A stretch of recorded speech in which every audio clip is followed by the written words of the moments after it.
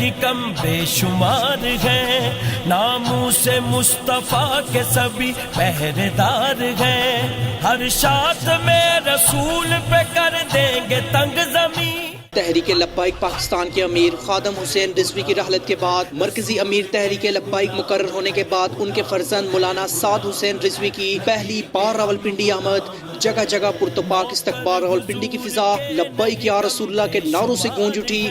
لیاقت باغ راولپنڈی میں تحریک لبیک پاکستان کے قائدین اور کارکنان کی بڑی تعداد علامہ سعد حسین رضوی کے استقبال کے لیے موجود تھی۔ علامہ سعد حسین رضوی نے لیاقت باغ میں کارکنان سے مختصر خطاب بھی کیا۔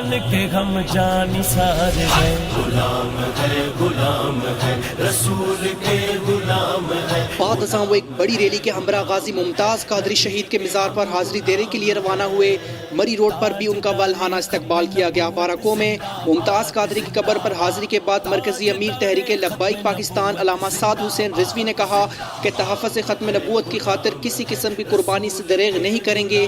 امیر المجاہدین کے مشن کی تکمیل کے لیے زندگی کی آخری سانس تک جدوجہد کریں گے۔ تحفظ ختم نبوت ہمارا ایمان کا حصہ ہے، کسی کو بھی حضور کی شان میں گستاخی کرنے کی ہرگز اجازت نہیں دیں گے۔ کہتے رہیں گے جھوم کے لبیک یا رسول